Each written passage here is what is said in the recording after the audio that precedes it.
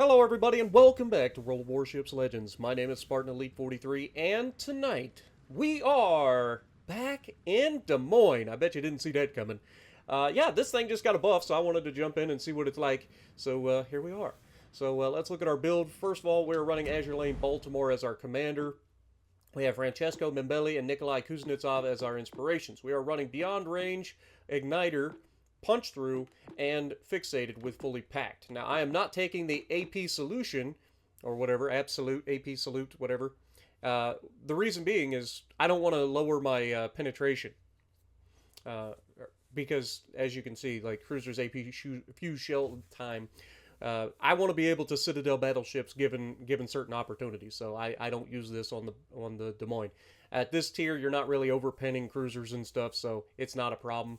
Whereas maybe at like tier 5 with the Pensacola and stuff, certain cruisers you might overpen. So AP Salute comes in handy there, but here I would just rather have the extra 10% damage as well as the AP Shell penetration multiplier.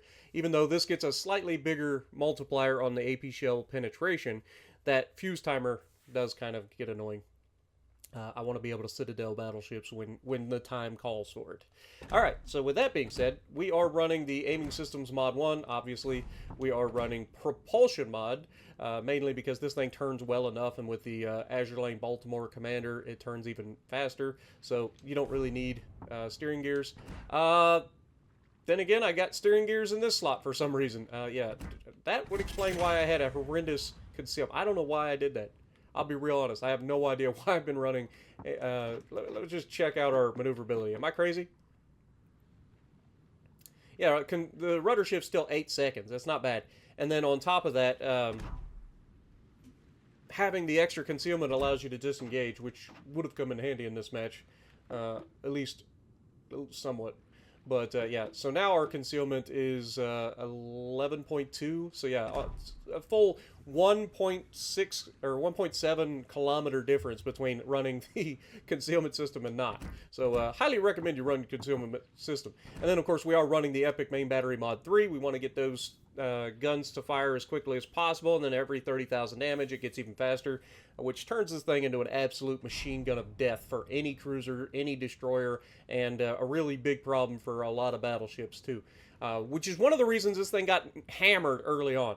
Like when this thing first came out, it was the only heavy cruiser we had. We had other cruisers too, but most of them were light cruisers. So this thing came in and just started chewing everything up. Now it's not so much of a big deal because there are other heavy cruisers and stuff. You got the Hindenburg out there and it's full power. So that's why they're starting to bring this thing back up to its normal strength. And I would hope that they just completely undo all the nerfs to it, because why not? It was nerfed because there was no other competition at the tier, and now there's plenty of competition at the tier, and Hindenburg is at full power, so why can't we bring Des Moines back to full power? Does it need it? Not really. But as somebody who loves the ship, I would like to see this thing back to full power, which means extended the radar being back to what it was. I mean, for God's sakes, you got Mino radars and stuff that are like 40 seconds if you want to run that. So like, I don't understand why the Des Moines radar got hit so hard. If you guys remember, that was one of the nerfs. But destroyer players, I mean, we have destroyers running around with radars now, so get over it. Radars exist. Learn to play around it. Anyway, there's always somebody in the chat that's gonna throw some, oh, Spartan, you just talk so much crap about destroyers, because I know what they do. All right, I ain't a destroyer main like some of y'all out there, but by God, I'm a pretty good destroyer player when I want to be. Anyway, we're running sonar for obvious reasons, and we are running the radar. And again, this is 30-second, 9.9 kilometer radar. I'm pretty sure this used to be 40 seconds at one point, but they brought it down to 30 seconds. It's still fine. It's still fine, as you're going to see, because, I mean, the amount of punishment you can put out in 30 seconds is pretty good. And then, of course, we've got our heal, which is nothing great, nothing terrible, just a heal. And then I forgot to switch the flag. This tells you how long it's been since I've actually played the ship in, like, a lot. So we put the Hector flag on there. In terms of survivability, 50,600 hit points with a 19% torque production, 40% fire resistance. Main guns, you got 9 203mm guns reaching out to 17.9 kilometers with this build. 5.1 base reload right now with this build, so pretty solid. And then remember, these are 8-inch guns. These are not your 152s. These are not 6-inch guns. These are 8-inch guns. So when I say that this 8-inch gun is reloading in 5 seconds, you've got problems. Shell grouping, fantastic, 2.13. HE shell maximum damage of 2750 with a 17% chance to set fires with this build. 34 millimeters of armor penetration on those AP shells. HE shells, sorry. AP shells, you have 5,225 maximum AP damage, which is pretty good. And then we've got the 518 millimeters at point blank. So this thing will go through armor belts of battleships up close.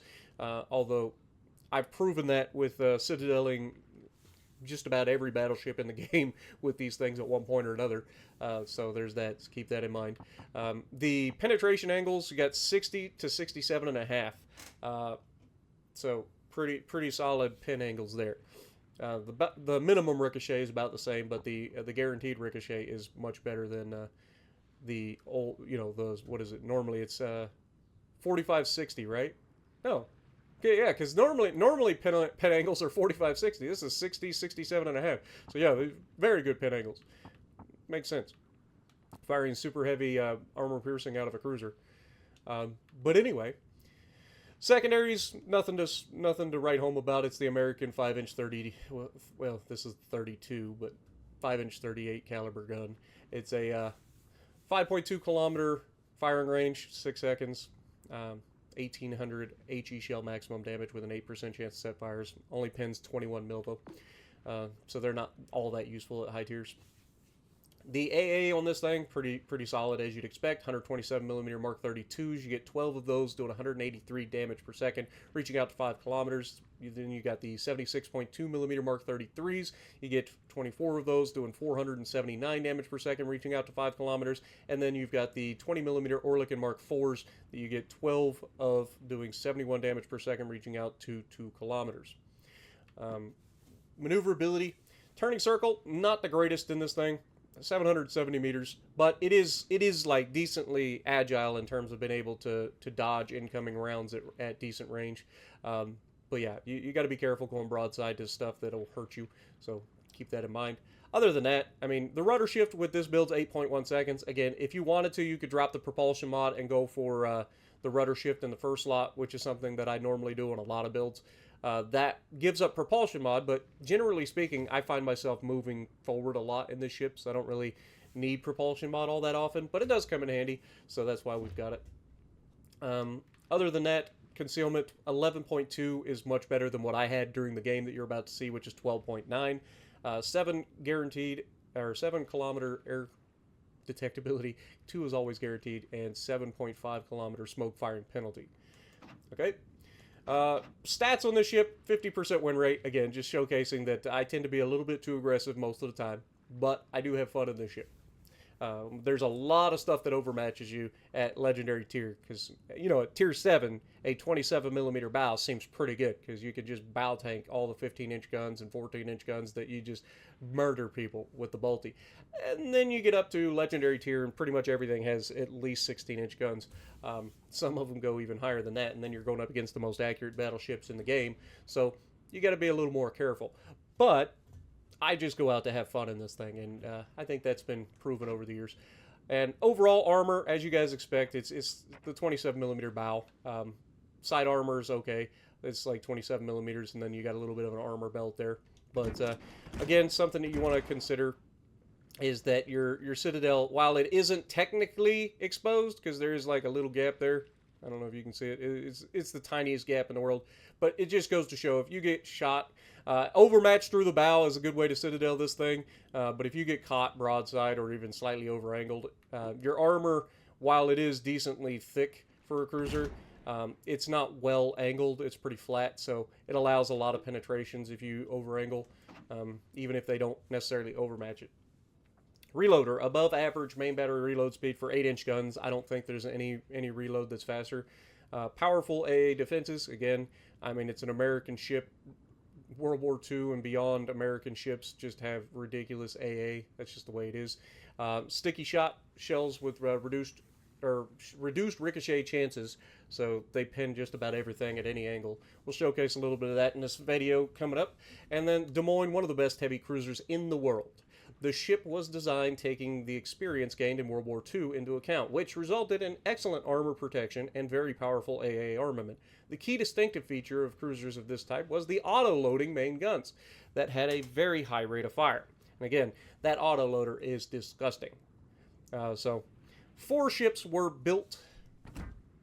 So, yeah, she actually exists. Or did. So with that being said, let's get to the gameplay.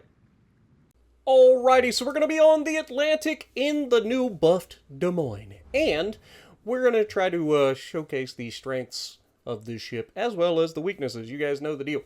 But one thing that you'll notice right off the bat is this is basically a wet dream of a lobby for a Des Moines. But you can't get over aggressive too early. And that's one of the things that I struggle with, is because I tend to just rush straight in, because this thing can bully most things, right? And so that's why my win rate isn't necessarily where it should be, despite this thing's amazing firepower and its ability to remove anything that gets in its way, including destroyers, battleships, cruisers. It can do it all. It doesn't have torpedoes, so that burst damage potential isn't really there. But as you're going to see in this lobby, I mean, you don't really need that all the time, right? Does it come in handy? Absolutely. It would be nice to be able to charge something that overmatches you and take one hit and then dev strike them with torpedoes. But we don't have that option, which means you got to learn to play around it. And you got to position yourself as best as you can and hope that the enemy screws up, really, because, I mean, let's be honest, as much as I love this ship and as much as I love the American cruisers in general, like, they are relatively easy to counter. You don't really have to be worried about their torpedoes because they don't have any. So all you got to do is just angle well as best you can, and then most battleships, if you're in a battleship, you just overmatch it. So you just send shells straight through the bow, and like I said, at any sort of medium to close range, a shot through the bow that overmatches citadels and sends this thing straight to the Shadow Realm, right? Like, it's got a very short nose on it, so the bow of this ship just allows people to citadel you straight through the bow at close range. So you got to be careful with that. And at medium to long range, plunging fire eats this thing up from battleships. So you gotta try to maintain your ability to avoid incoming rounds from battleships. Cruisers, destroyers, not a threat. None of them. Hindenburg poses a little bit of a threat, but it's really not even that big of a deal, unless it catches you off guard. If you're intentionally going to fight a Hindenburg, you should be able to stand with the Hindenburg and fight it.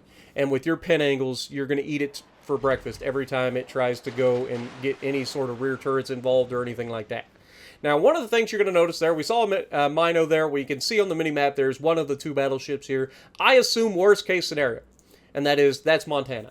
For me, that's worst case scenario because Montana's more accurate usually, and with 12 rounds going down range, you know, it's just a bad day, and it does overmatch. But both battleships in this case don't have the freaking can range. actually overmatch us. And you can see we actually had somebody get into chat and start yelling. Sounded French to me. But we went ahead and muted that because, God forbid, I actually don't want to listen to that this early in the morning. But Shima gets caught. You can see he's at 8.3 kilometers. We're radaring him, and he's in trouble. His engines were initially knocked out, but he gets them back just in time for me to come in and start murdering his face. And shout out to our destroyer as well for actually helping to get rid of this Shima as well. This shot here ends up going a little bit wonky. He does kind of speed up and then go forward, getting out of the way of it. But you can see Shima's trying to drop his torps on me, and then of course we are going to try to finish him off, but I think our destroyer gets him first. So destroyer gets that kill. We're going to dance around the torpedoes. Again, this thing's pretty agile, so you don't really have to worry about that too much. Now we're loading up the armor piercing because I'm anticipating a confrontation with the Mino and the Montana. But in a moment, you'll see that we get into the cap, and shout out to my Grossa Kurfürst, too. My Grossa Kurfürst on this team is actually going to push up into the cap. He's going to go right with us. And this is something that I talk about a lot, but people just don't understand most of the time that you got to recognize when you have the advantage. Getting rid of that destroyer was completely isolated, had no help. Everybody was behind the island, so that was a guaranteed kill for our team, right? And the fact that everybody helped shoot him is a big deal. The battleship took shots at him where he could. The destroyer took shots where he could. And we were able to get rid of the Shima immediately, right? That Shima was goofy. As soon as he saw me approaching, he should have been gone, right? And that's just one of those things that you have to learn as a destroyer. You can't play with a radar cruiser like this. They will murder you, and if they don't murder you, everybody that's getting to see you because of them will. Now, you'll notice that our destroyer actually goes back towards the center of the map. This is great for us because it allows us to see where the Montana is, and we notice that the Montana has turned and run, which is great news for me because that means I get to come around the corner. Now, he's obviously still within our detection range, and this is the one thing that you got to pay attention to as well. For those of you who don't know this or maybe haven't noticed, your detectability is right up there next to the minimap. You see that little eyeball that tells you 12.4? Yeah. That's our detectability. So if anything's within 12.4 kilometers and gets line of sight of us, they're going to see us, right? Maybe you've overlooked that. Maybe you didn't know what that was, but that's what that is. So we know the Minos here, and we know that Montana's running. So this is a perfect case scenario for me as I come around the corner. Now, I was contemplating allowing the Gross Kurfürst to take the lead here, but I was thinking, you know, the Montana's running. He's got other things potentially to shoot at. Maybe he just doesn't care that I exist, in which case I come around the corner and I get to mess with this Mino, and that's when the Mino gets popped up at 4.5 kilometers. This guy's dead. There's nothing he can do about this. You can't get angled fast enough to not die from it. 5 citadels there, and before he even knows what hit him, he's dead. He gets one shot at me with the fastest rotating turrets in the game, gets one shot with the rear turrets and dies. Dev Strike City. And Montana, I mean, you could ask for a better opponent than this. I mean, this Montana's running away, and of course we use the island to avoid the torpedoes, which is another dead giveaway of why that guy wasn't shooting us with his guns. But the Montana's shooting HE at us while running away. This is the best case scenario for my Des Moines. And again, I was willing to let the Gross Kurfürst take the lead, but he just takes too long. And it's nothing against him. It's just a big, fat, slow ship, right? But you can see the HE does hurt, but I get to heal most of it back anyway. And we just put out the fires, and we set him on fire. When we get our second fire, though, he's going to actually extinguish that with his damage control. And then we're going to be refusing to allow to get another fire, which is obnoxious. This is one of my least favorite things about playing cruisers is I don't get the RNG for fires that everybody else gets. You can see I get a second fire, and then I go to switch to AP because I don't want to trigger a thing, but then he ends up DCing it anyway, so we switch back over to AG, and we try to burn him again. I just want the permanent fire, right? Now, the first shells that get there, I'll give them the benefit of the doubt, saying that maybe the DC was still on invulnerability mode, but every sequential shot after that is just me getting screwed time and time again with not getting a fire. Look at it. There's 3 shells, no fire. 15% chance to set fires, right? No fires. He shoots back at me.